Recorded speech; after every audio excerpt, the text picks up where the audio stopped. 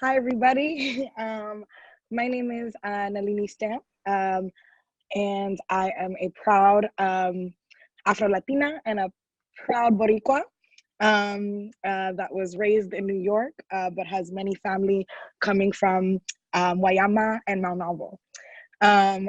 This is the Voices from Puerto Rico. This panel tonight, we're going to talk about Puerto Rico's history, future, and lessons from the current struggle. As folks know, hundreds of thousands, not millions of Puerto Ricans were out in the streets and in the diaspora, accomplishing things that a lot of folks have dreamed of, and also rooted in our history of struggle and lucha. We have an amazing panel tonight. And I want to thank first and foremost all the people who are behind the scenes, Alejandra, Bettina, Iman, and folks who put in the work to get this together. So thank you so much. And right now, before we begin, I'm just gonna do a light introduction of all of our amazing panelists. Thank you all for coming on. And I'm just gonna start with who I have first here. Yarimar Bonilla. Thank you, is both an accomplished scholar and a prominent public intellectual. Yarimar is a leading voice of questions of Caribbean and Latinx politics. She's a 2018-2020 Carnegie Fellow for her current research on the political, economic, and social aftermath of Hurricane Maria in Puerto Rico, and is currently a professor at the City University of New York. Thank you so much, Yarimar, for joining us. Thanks for having me. Yeah. We also have Vanessa Contreras Capo and Shariana Ferrer Nunez, who are the co-founders of La Colectiva Feminista en Construcción, a grassroots Black feminist organization based in Puerto Rico that emerged in 2014. During the last 5 years, La Colectiva has been working and helping to build up a popular resistance movement targeting the different systems of oppression such as capitalism, sexism, racism, imperialism, and gender-based violence. La Cole has been able to organize primarily women of different sectors and generations by movement building, mobilizing, and creating political formation spaces. Thank you, Vanessa and Shariana, for joining us.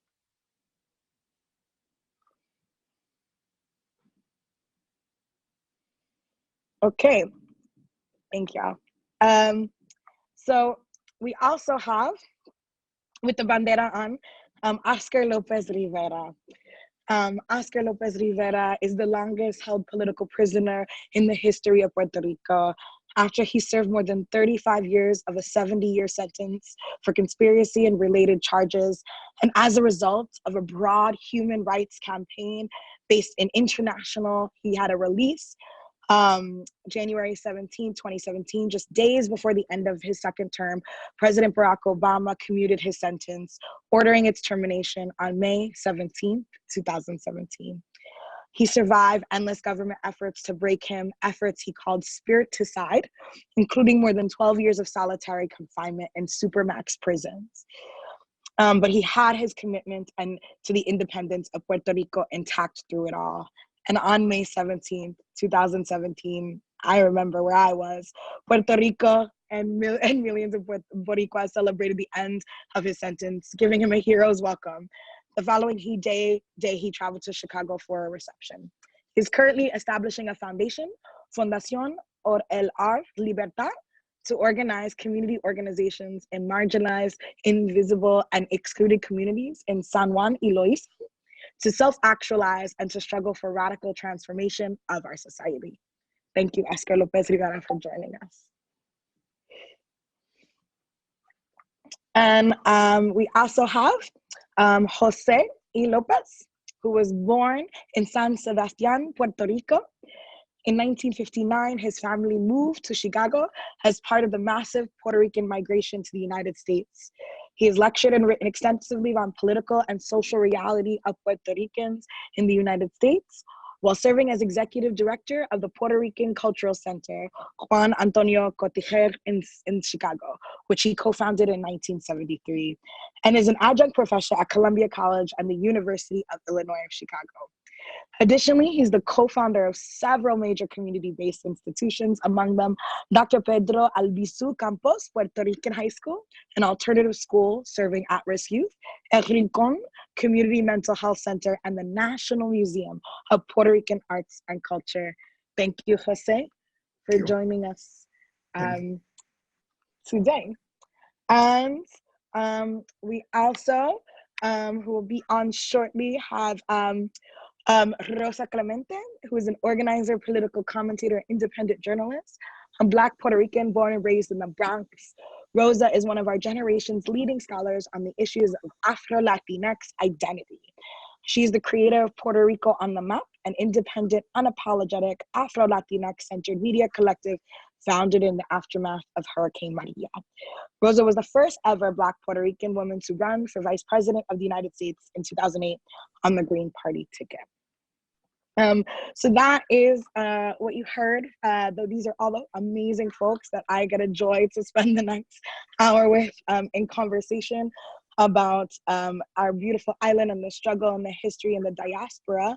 And I want to turn it over to Carissa, and who will talk a little bit about the majority and what M4BL is and why we are hosting this call. Thank you, Carissa, and thank you, everyone. Thank you so much.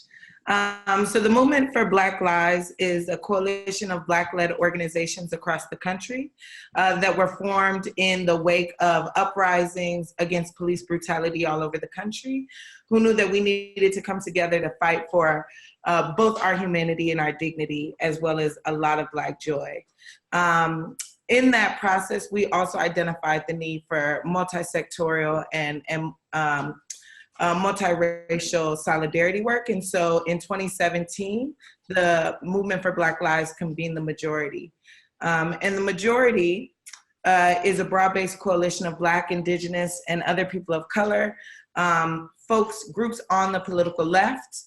The Majority was convened to forge greater alignment amongst organizations working in different arenas of struggle in response to the urgency of this political moment. We identify as an anti-racist and anti-capitalist coalition. And we know that the offerings that folks who have been in the streets in Puerto Rico is so valuable to how we think about our movement work here in the in the mainland. And so we're so excited to have folks here and to be able to listen and learn from all the folks on the call. Thank you, Nelini. Thank you so much. So we're going to begin first from hearing from Jose y Lopez to give us a little bit about the history, but also some context setting for folks. Thank you, Jose. Thank you. Let me first and foremost thank Barbara for taking this on and making us appear here. Thank you, Barbara. I've enjoyed working with her for many years in our solidarity work. I am honored, obviously, to be with this wonderful panel, particularly being here with my brother after 36 years in prison. Who would have imagined this conversation? And to my dear Yarimar, who is like my daughter. I love her greatly, and she's been so much part of our work. She's amazing public intellectual, but also an organic intellectual. So I really wanted to acknowledge that. When Pedro Rosselló decided to make his speech, it was ultimately made at 11:59 on July 24th. What he probably didn't know is that a few seconds after that, it would have been July 25th. July 25th, 1898, the US invaded Puerto Rico with an army of 16,000 troops led by General Nelson K. Miles, and began the occupation of Puerto Rico. 121 years later, a third of the Puerto Rican population would rise with flags that were made illegal in Puerto Rico. On that same day, 67 years ago, the US tried to cover the relationship between Puerto Rico and the United States with a facade called El Estado Libre Asociado. So on July 25th, 1952, Puerto Rico was proclaimed as having resolved its colonial question by creating this facade called El Estado Libre Asociado. 41 years on July 25th, 41 years ago, on July 25th, 2 young Puerto Ricans were murdered by the island's police under the control of the FBI through a process that's obviously in Puerto Rico and in the United States has been exposed as the part of the COINTELPRO programs. Infiltrations and assassinations have been part of the Puerto Rican colonial reality. And literally, we marked 3 events on that day that remind us of the colonial relationship of Puerto Rico, the attempts to cover that, that relationship by having a colonial elite that would lead this so-called new exercise in self-government called el Estado Libre Asociado, that Puerto Ricans continue to struggle and pay heavy prices, including with their lives, as did these 2 young men in Cerro Maravilla, and that obviously on July 25th, the governor of Puerto Rico, that part of that elite, which the U.S. created, came to, had to resign. So for me, it's within that context that we have to see the Puerto Rican reality, a context of colonialism, resistance, and obviously resilience. And I think that speaks to who we are as a people and who we are actually, our image to the world, which is today, I believe, the Puerto Ricans have taught the world what participatory democracy truly is. And so for me, it's joyful to be here sharing at least these brief highlights of Puerto Rican history and reminding us of what happened on July 25th, and more importantly, where do we go from here, given this history of colonialism, resistance and resilience and struggle. Thank you, Jose. Gracias.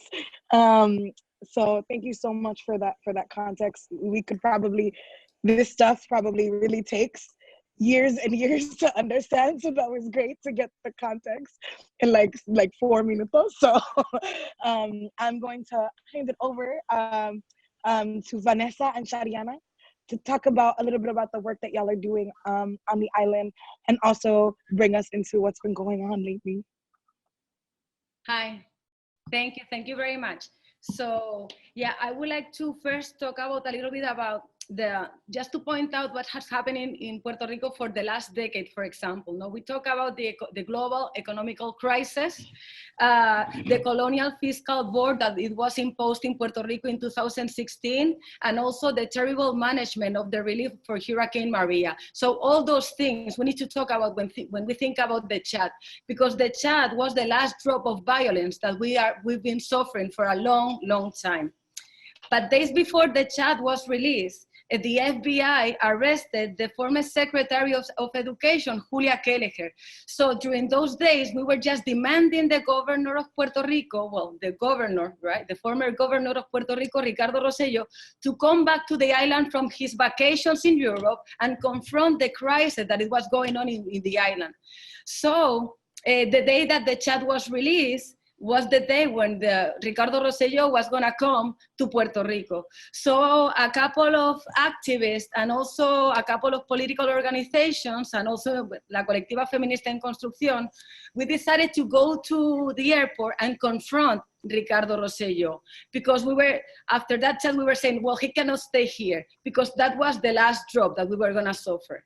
And so we went to the airport. We didn't see him, so then we moved. Everybody just ran into to Fortaleza, and Fortaleza was the mansion of the governor, and we started a picket line over there, and we were saying like, he needs to resign. He needs to resign because of everything that we've been suffering. Because in that chat was the worst of the public policy that we've been suffering. The closing of the schools, more than 400 schools were closed during his administration. The horrible management of Hurricane Maria and Unidos Puerto Rico and all the corruption around Unidos for Puerto Rico. And also all the gender violence. And La Colectiva Feminista en Construcción had like a very big activity the year before in November the 25th. So we went there and we were like a couple, you know, it was maybe like 100 people just picketing over there. And then we decided that we need to keep moving this forward. It was a critical moment to keep moving the movement. So in the next few days, Thursday, we started on Thursday, Friday, and Saturday, though we were witnesses of one of the biggest moment, the biggest mobilizations in Puerto Rico history.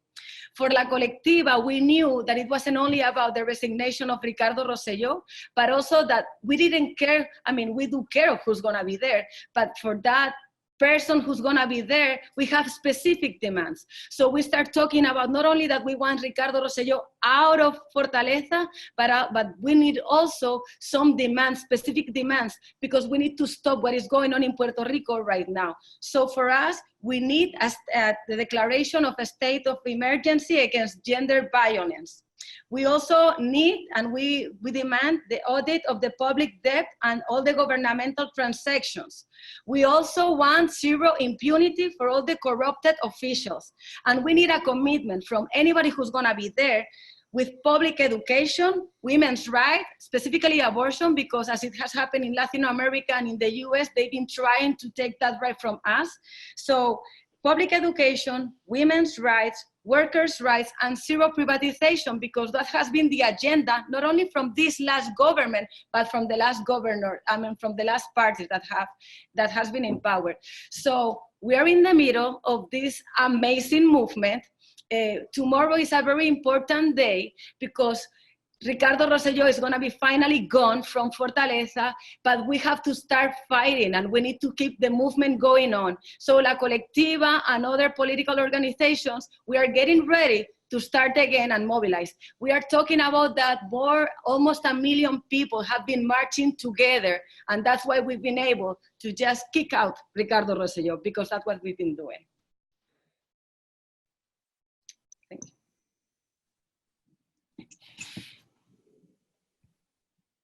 Gracias. Thank you so much for giving the current context as well. So one of the things I want to note as well for people who don't know, and it has touched many families, but you know, when introducing Jose, talking about the mass exodus of the 1950s that my family was a part of as well, you know, over the last 15 years, we've also seen another mass exodus because of the debt crisis, because of not only Rosselló, but his father. And how he mismanaged things on the island. So just bringing that into the conversation as well for folks who don't know that that Rosselló's father was part of the reason we are also in this debt crisis. And then the passage of Promesa with the economic junta that is on the island that doesn't able for people to govern, and throughout the idea of the Commonwealth status that was given. And so next I want to turn it over to Yarimar. I know you're getting ready right now with the sound, but Yarimar Bonilla, who's going to talk to us also about some of the things that are going on. Yarimar, thank you. Hi, can you hear me? Is that working? Perfecto. Yep.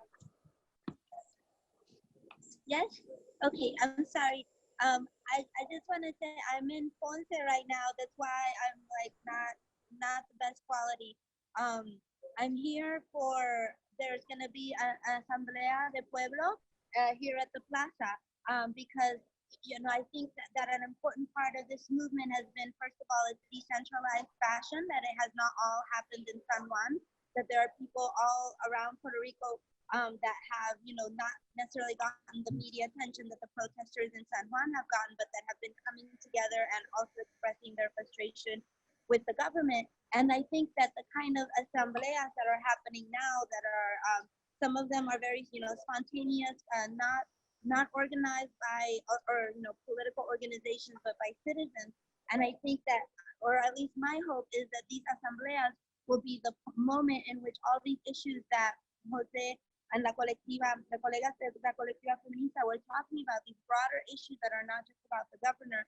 Hopefully citizens can come together in these spaces to talk about this and to talk about how to use this moment for the building of a broader movement.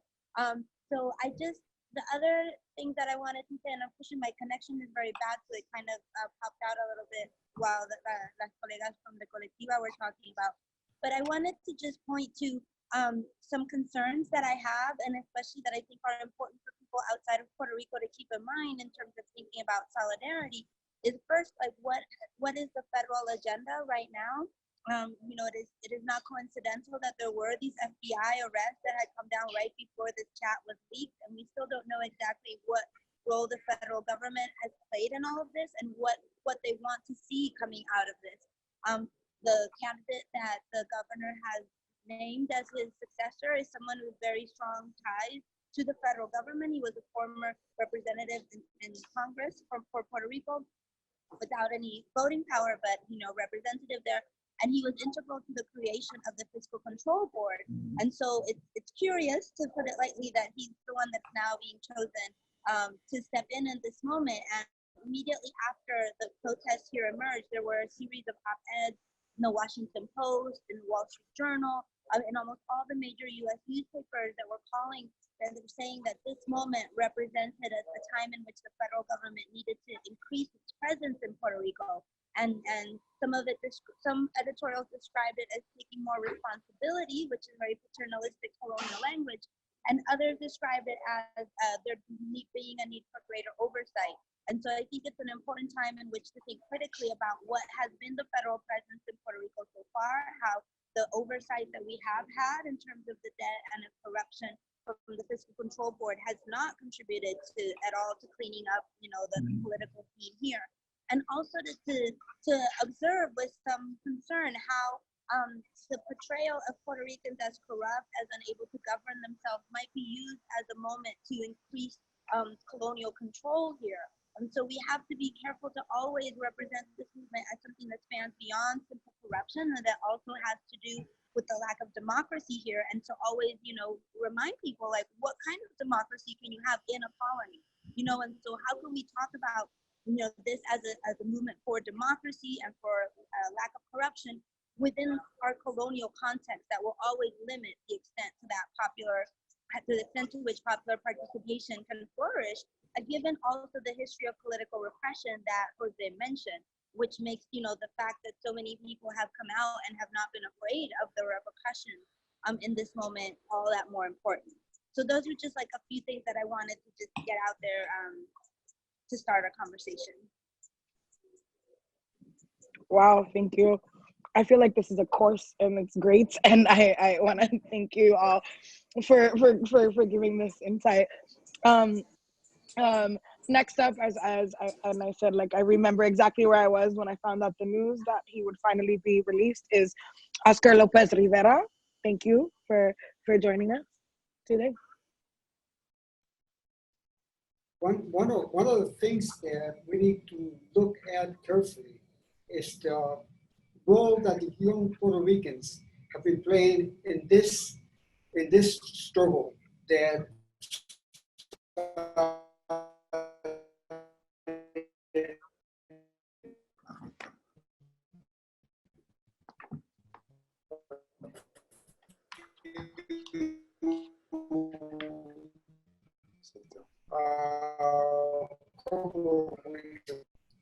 because that being a little bit decolonized, have been the fear that colonialism has inculcated in our heads, and we at times have not done what needs to be done. We have witnessed a moment in Puerto Rico's history, a very unique moment in Puerto Rico history.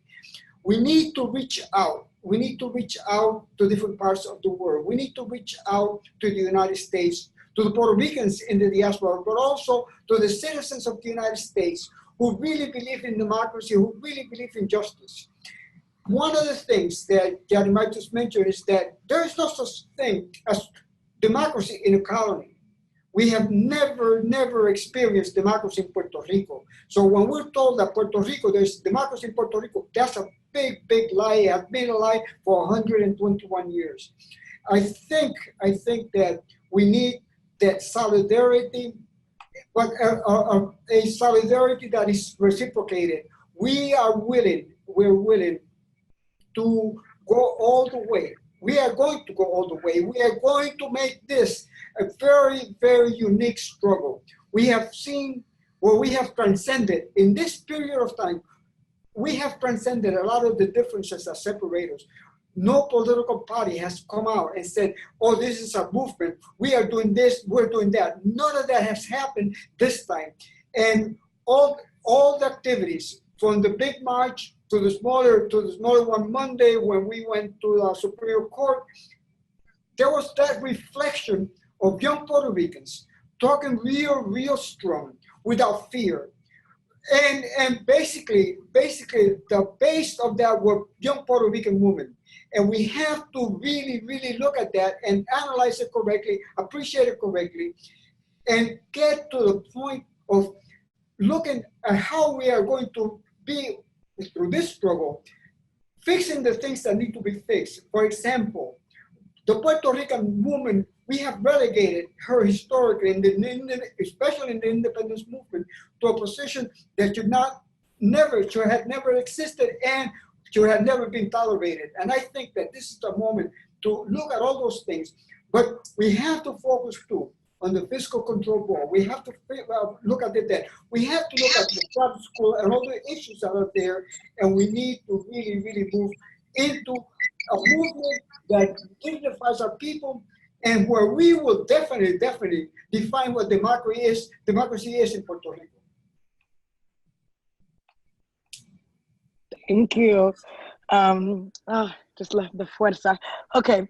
Well, last but certainly not least is my comrade and friend Rosa Clemente, who's going to close us out on this panel, and then we're going to take some questions.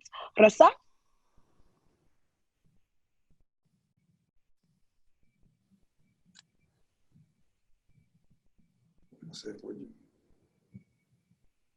Off mute. You're on mute still.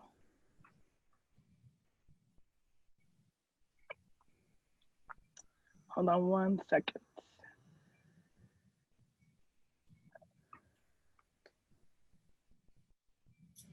To see if the connection's better. I see you.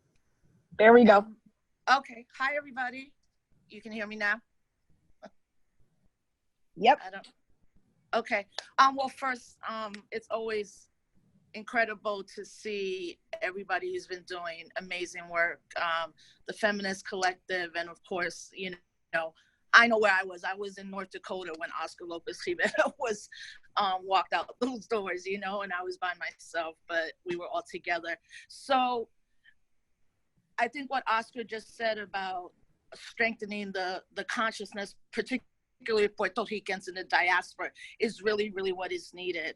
As a professor, I often find most Puerto Ricans in my classroom, and especially other Black and Brown people, have no knowledge of Puerto Rican history.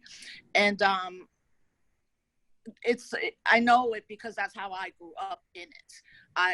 Even though I grew up in the Bronx, even though I grew up going to Puerto Rico all the time and only speaking Spanish, it took me to go to college to even know that Puerto Rico was a colony.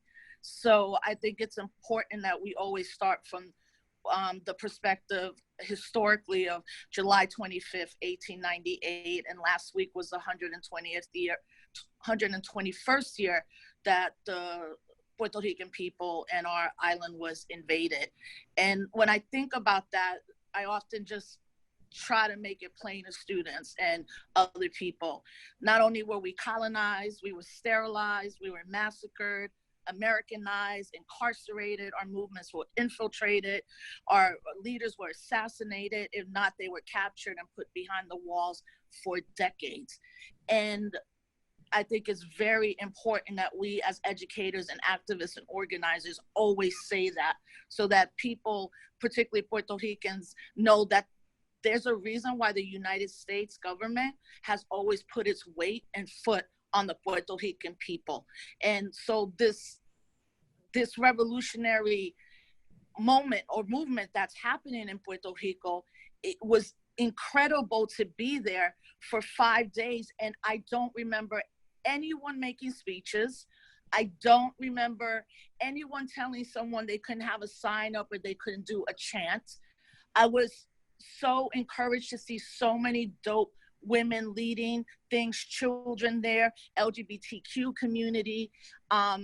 It was good to see elders who later on in the night would leave, and then younger people more ready to take on the police a little bit more were there, and not only in solidarity, but it was a synergy that I had never experienced in my years of activism and organizing. So I think that's the spirit of what it is. And I also know that Shadeen, I was reading a quote from her in the New York Times, and it said, "No one can claim this movement. It is decentralized. There is no leader. It's a people's movement."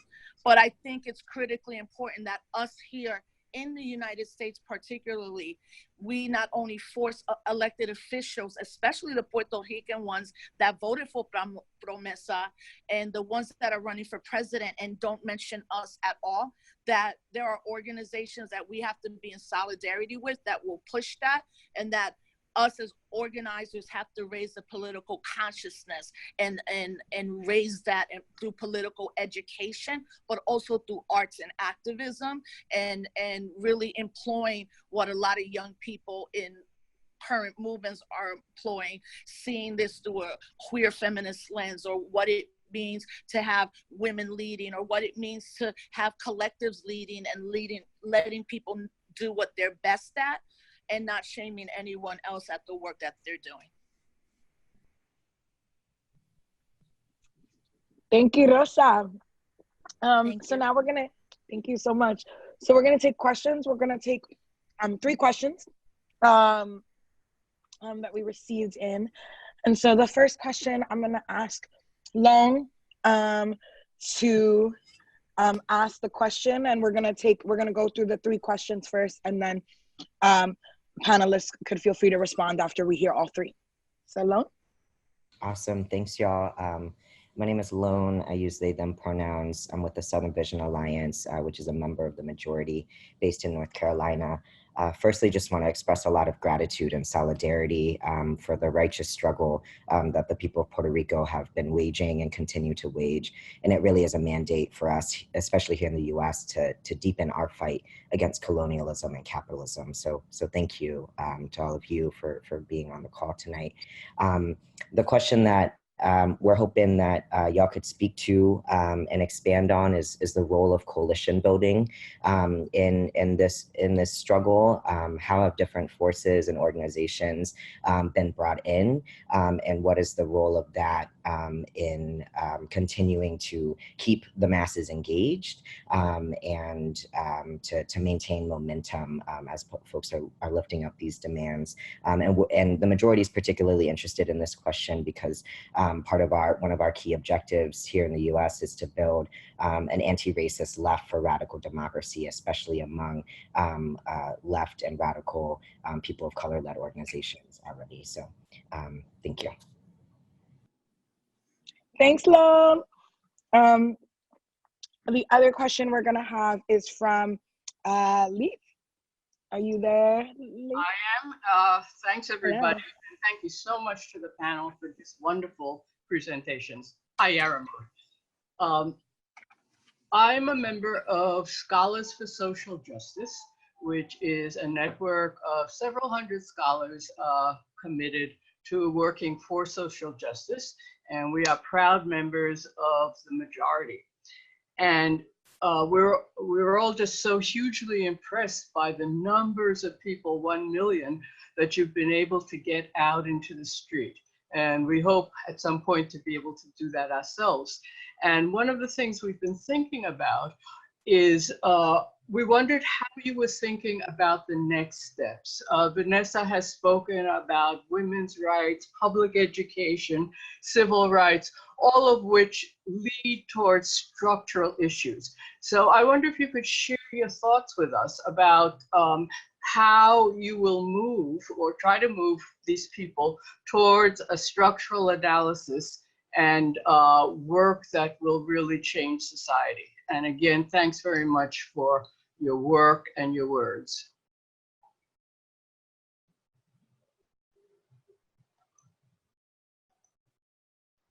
Thank you. And the last question is will be from well, the last question of this round, and then we'll moderate some answers from the panelists. Is from Benishi. Are you there?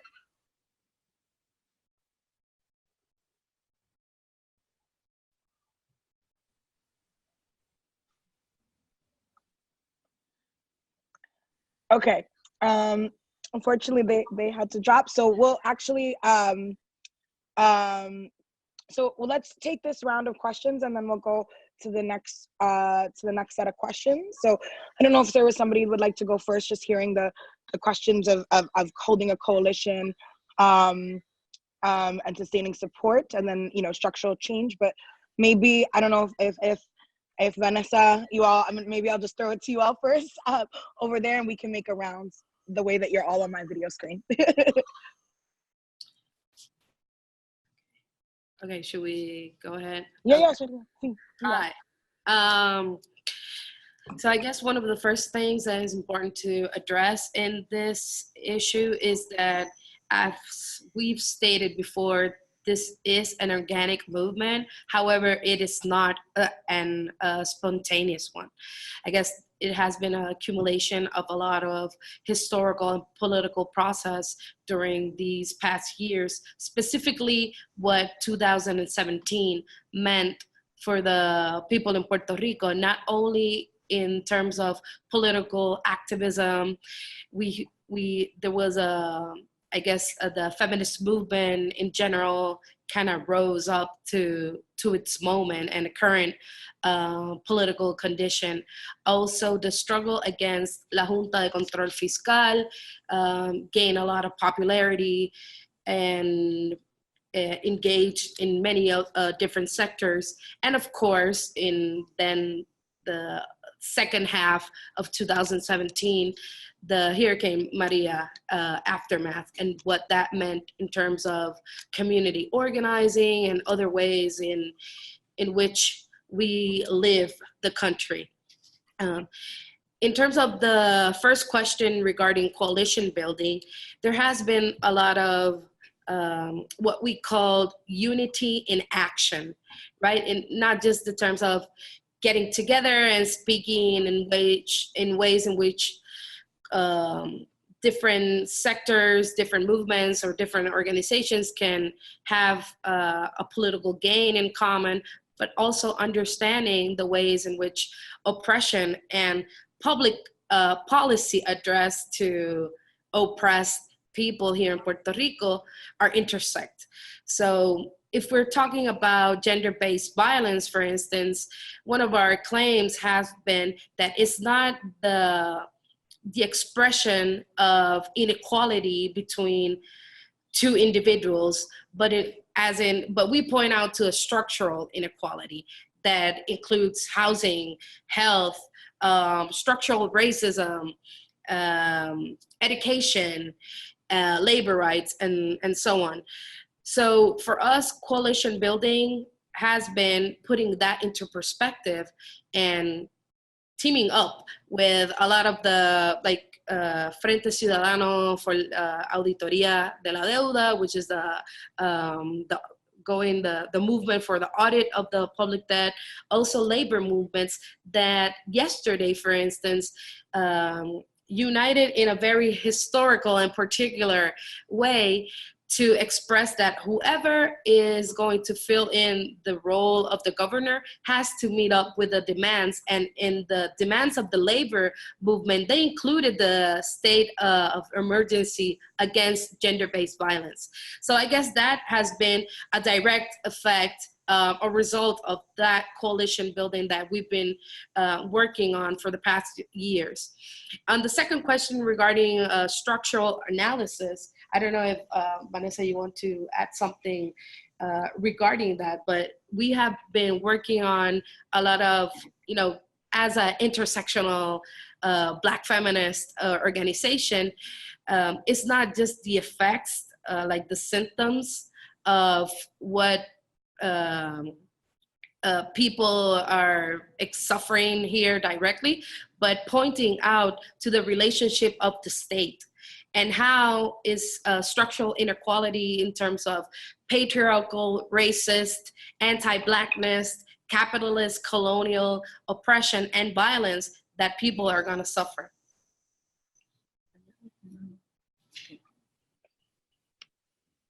Thank you. I'm gonna go. Yarimar, I don't know, Yarimar or Rosa, do you have any? I know I just called on you, Yarimar, when you had food. It's okay. It's totally fine. Rosa, somebody wanna? If not, I can.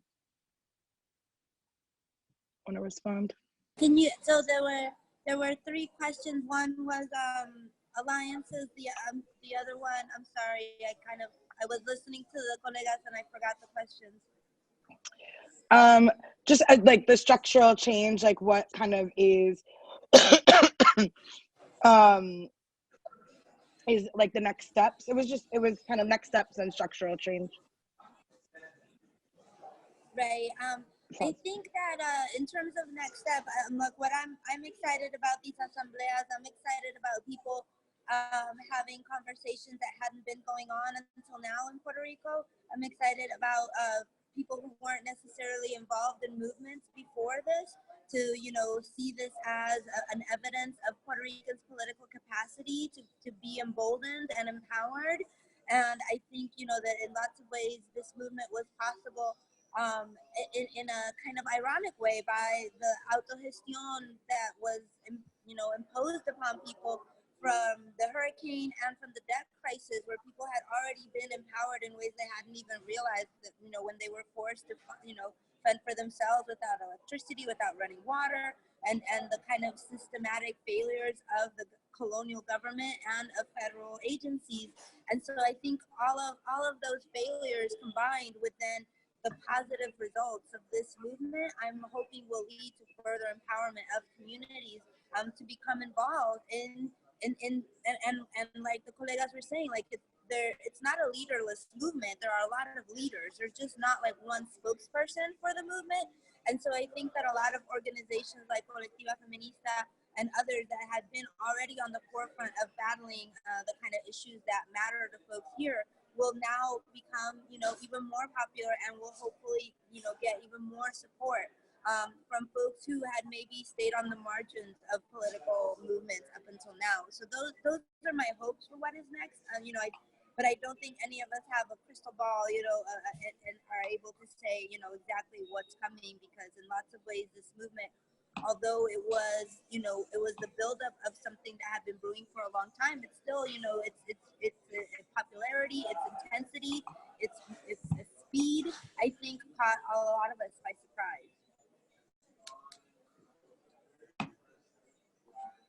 My 2 cents.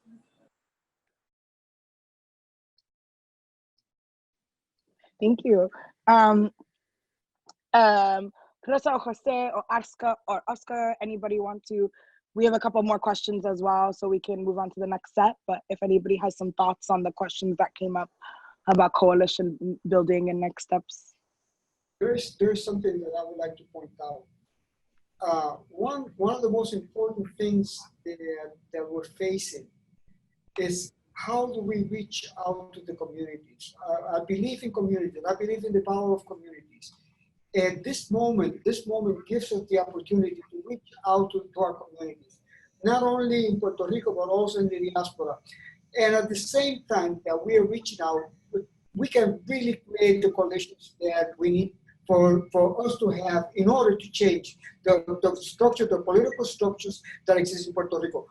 Let's remind ourselves that all the structures that exist in Puerto Rico are the byproduct of the United States government. And one of the things that we have to focus on too is how is it that we're going to get the Congress of the United States out of Puerto Rico? Because we need to go all the way to Washington to get that body out of our system. So if we want coalitions, I think that we have to go into the community. You got to start in the community, at the community level. I think that we have mobilized a lot of people. A lot of people have come out. It's beautiful, but we have to go into the communities because those are the people who are marginalized the most. Those are the people who are completely silent. And those are the people that sometimes we need in the struggle more than anyone else. Thank you. Rosa?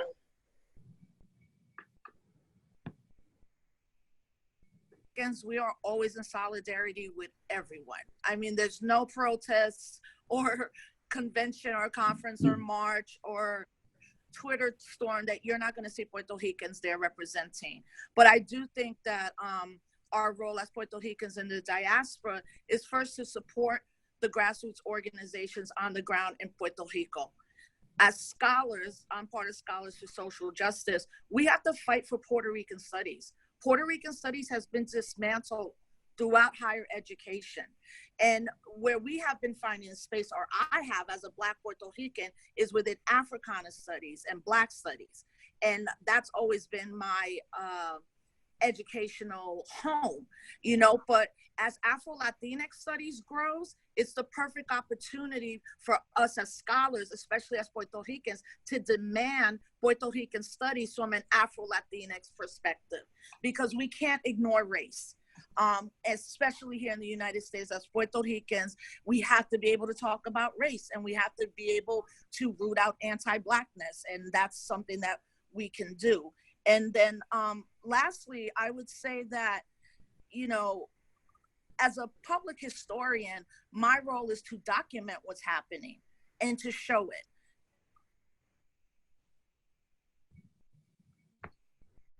it in real time, what is happening, supporting people who are doing that amazing work, but really bringing it here to particularly a younger audience through social media. So I think those are things that we can implement very quickly, but we have to definitely demand a higher level of consciousness raising around Puerto Ricans, period. Half of Americans don't know we're even citizens. So I would venture to say a lot of Puerto Ricans grew up like me, not understanding why we're citizens. Or we're not citizens, well, we are citizens, but why we're colonized. Mm-hmm. Jose, any thoughts before we go to the questions, the next one? We've been engaging in a lot of discussions with different organizations around the diaspora. We've also engaged with several groups in Puerto Rico, especially those that are working on the audit as well as ayuda legal. And on September 18th of this year, we're trying to convene a day of action in Washington, D.C. to really demand that an audit be taken on this debt that's unbelievable, debt that no one knows what is owed or who's owed or whether anybody is owed. But in addition to that, I think we want to be able to demand that any federal intervention in Puerto Rico, whether it's one of an oversight congressional committee or the junta, that has to stop. Puerto Ricans, particularly the grassroots efforts in Puerto Rico, can do a lot of the work. The CDBG funding that is assigned to Puerto Rico should not be going to the government, to that corrupt governor's office. It should go directly to the communities in Puerto Rico to help them develop and to reorganize their lives after Maria. So we are working on putting together this day of action in Washington, D.C., holding the Congress of the United States responsible, because obviously Puerto Rico is a piece of property of the U.S. Congress, as evidenced by the fact that they treat us as a natural resource in their Natural Resource Committee. So we're calling for a day of action. We're also calling for local manifestations in the Puerto Rican communities that day to also look at what has happened in Puerto Rico in the last 2 years since Maria. So we hope that as many people will join us in this effort. Thank you. So we have some other questions, and also for any of the panelists, if you have, we won't get to all the questions, but people are asking questions via chat. You can answer at the Q&A if you have a computer. So I want to turn it over to Benishi, who is joining us and has a question. Hello. Hi, sorry I missed y'all earlier. I just couldn't unmute, and so, but I was here. So my name is Benishi Albert, and I am calling from Oklahoma. I'm with the Indigenous Environmental Network, and we are one of the member organizations of the majority. And so my question to you is, to any of the panelists, is after Hurricane Maria and Irma, there was a land grab by corporate interest. And I'm just curious about what is happening now, and if there is a relationship between this current movement uprising and access to land. Thank you. And then we'll take Toussaint, who's also on, and then we'll go around and answer those questions. So the first one was on land grab, and Toussaint. Are you there?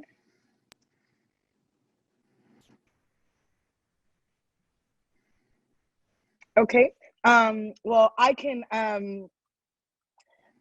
I can ask this question as they submitted it earlier, but it has to do with the Fiscal Control Board. And so people have been talking about the Fiscal Control Board, the Junta, what are kind of the next steps, and also if anybody could explain it, just how it came into existence for the folks, since it was mentioned, Promesa was mentioned, and the Fiscal Control Board. So first question was on the land grabs post Hurricane Maria, and the second one is a little bit about Promesa, Fiscal Control Board. Is anybody ready to take it on? Let's see. I'm gonna go with whoever speaks first. Or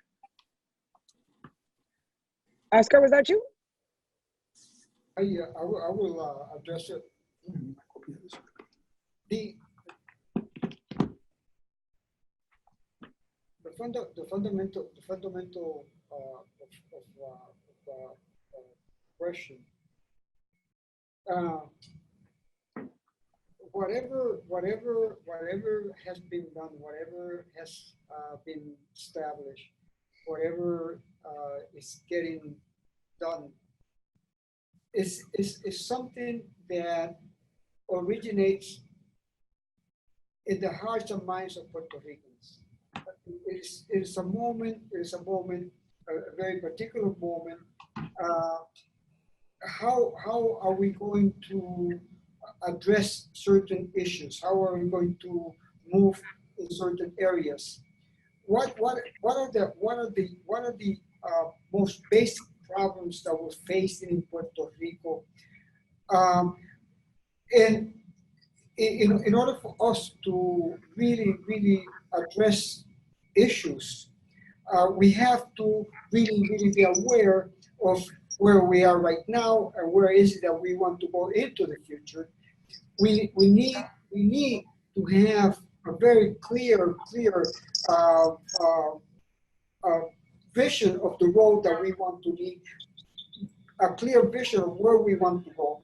And I think that at this particular moment, what we need most than anything else is, again, looking at the issues that we can resolve, looking at the issues that exist, looking at the things that we have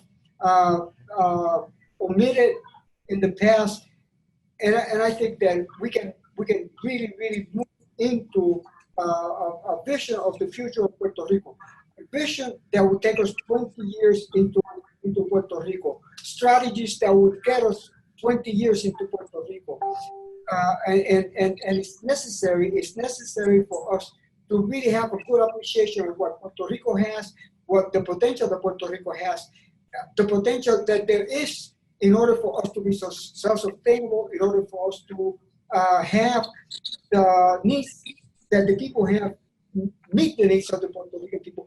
Also, the creation of an internal market, also the creation of making sure that every dollar that is produced by Puerto Ricans, the wealth that Puerto Ricans produce, should stay in Puerto Rico. And I think that if we look at what we need to have and what we need to do, I think that we can come up with solutions. Thank you. Rosa? Just gonna call on people. Oh, I did want to say something about the debt and how we talk about that. It's critically important that people understand it. It's a very complicated issue. Even the most astute organizers are having to read a lot and understand, and then maybe look at what we have seen happen in Detroit and Flint when fiscal control boards come into play, and then you have a Flint situation. But I also think we should be talking about the fact that I don't think we owe a debt. Everything has been extracted from us, from this government. And I wonder if we can begin to have a conversation about maybe not using the word reparations, what the word would be, as not to take away from the struggle of Africans who were enslaved in this country, or find solidarity. And that is my vision that I see. I don't think we owe a dollar, and I think that we have to up the ante, as Richie Perez had always taught us, even in what we demand. And second, every June there is a decolonization meeting that happens at the United Nations. And for years it's been happening, decades. And there are other countries that are in solidarity with us. Maybe we as the Puerto Rican diaspora really need to show up in this June. Not only show up on September 18th as that call has been put out, but what would it look like for thousands and thousands of us to show up at the United Nations, just like we did when we were trying to get the US Navy out of Vieques, and really push for what it means to go through a decolonization process. Thank you. Jose, any? Well, I think that Rosa started a good conversation about what obviously at the end, the solution to Puerto Rico has to be one in which, 121 years of pillage means in terms of how are we going to be able to reconstruct Puerto Rico with some real commitments from the United States. So I think I believe that's a very important point. My point on the 18th was really to hold the US Congress. This is not in lieu of organizing for the UN. I think it's an important call.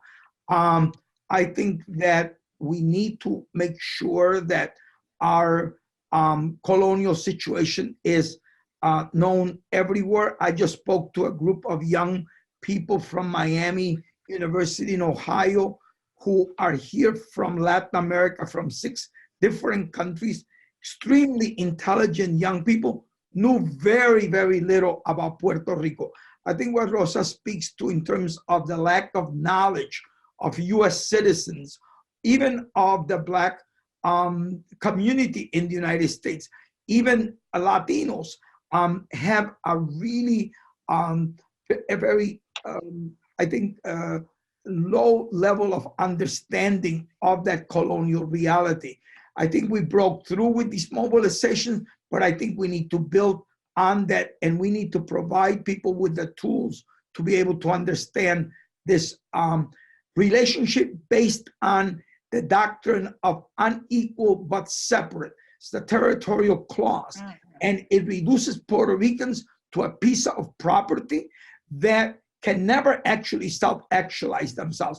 And when we talk about what is happening right now in terms of the gentrification in Puerto Rico, ultimately this will mean that Puerto Ricans will come to the United States, Puerto Ricans will be spatially deconcentrated, and what we could be looking at is a future state of Puerto Rico in which there are very few Puerto Ricans. Thank you. Vanessa and Shariana? Yeah, I would like to start with what Jose was pointing out about the gentrification, because it was even one of the things that it was in the chat, no? Like, oh, I'm dreaming about a Puerto Rico without Puerto Ricans. Right. And that's what they have been doing after, with all this reconstruction and all this money that is coming with the CBG funds.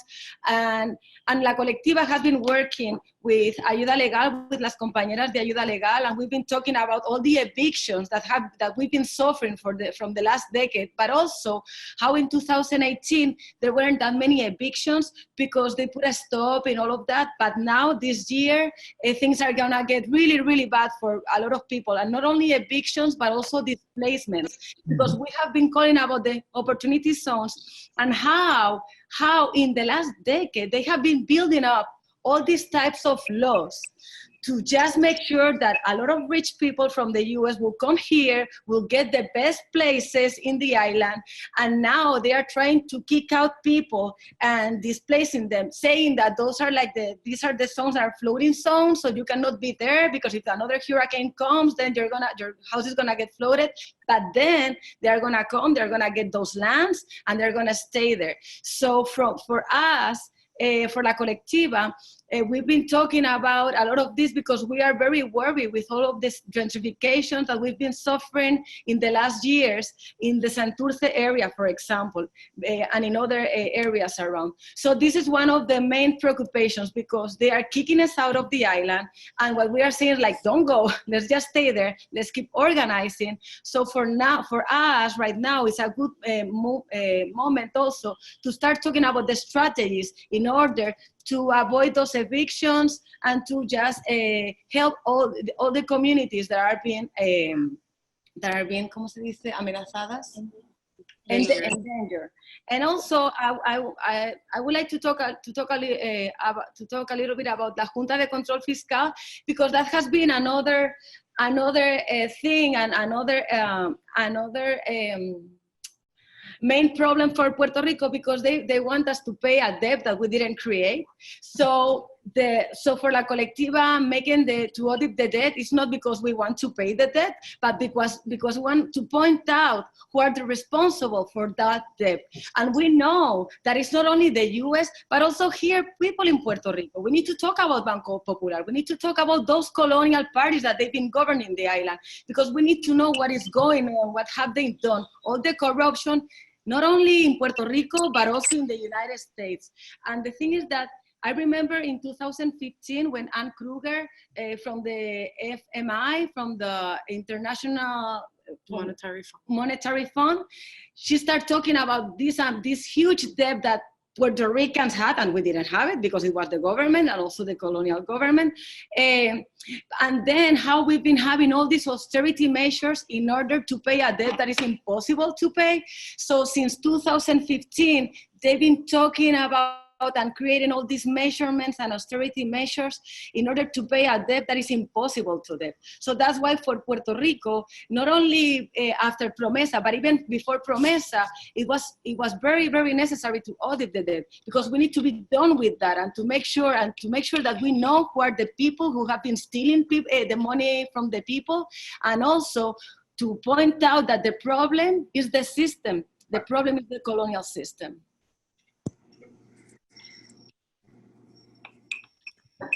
Yes, one of those banks that if you want to talk about even deep-seated colonialism is Santander, which is a Spanish bank. So it traces back to the very roots of the colonies, and even the people who are within the Junta, the Fiscal Control Board, are people who are wrapped up in the banks and are very closely tied to the very people who created this debt and created the crisis. So I'm gonna direct the last conversation back to you all on the island. But this last question, and wanting to make sure that you all get to answer it, but what can people do in the diaspora and in the Puerto Rican diaspora, but also in the US and abroad, because there are people who are on here from different countries as well, can do to support? What do we need to do to be not just allies, but active allies to what is going on the island?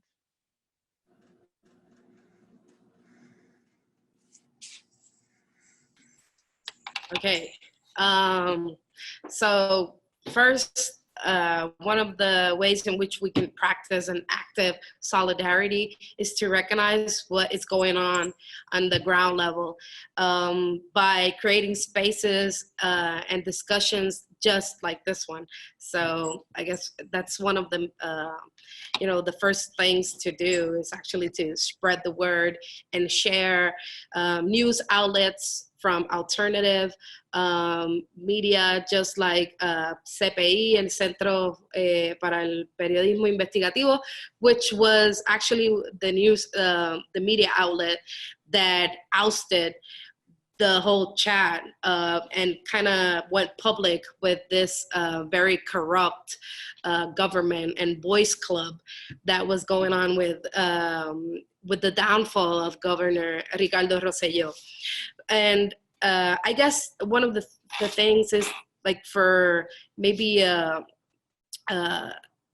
from a very long time, people in Puerto Rico can actually experience what self-determination actually looks like.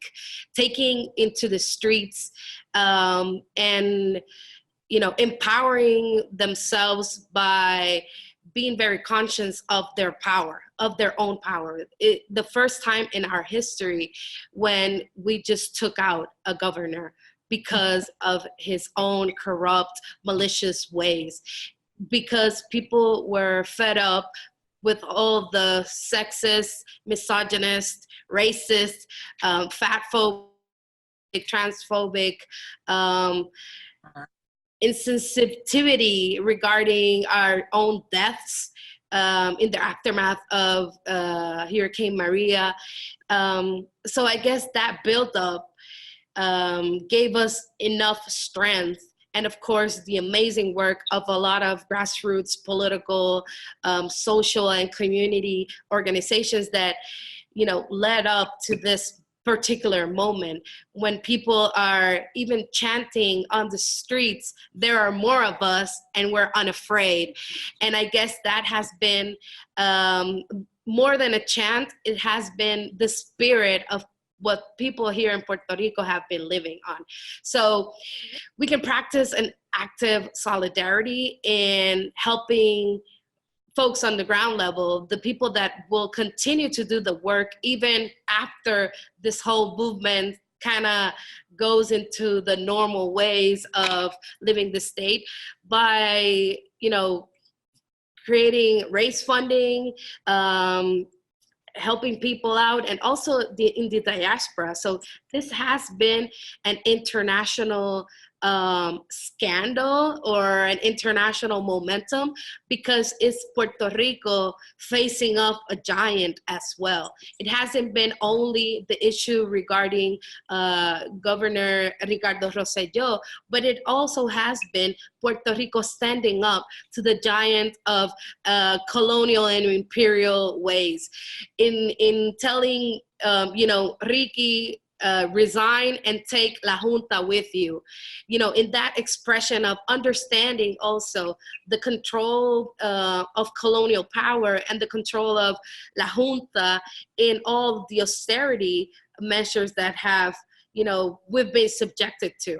So I guess solidarity is expressed in the ways in which we also engage in our own political power in our own spaces. So people in diaspora and like the dozens of manifestation and protests in New York, in Chicago, in Orlando, in Washington, D.C., in Los Angeles, also demanding for former Governor Ricardo Rosselló to step down.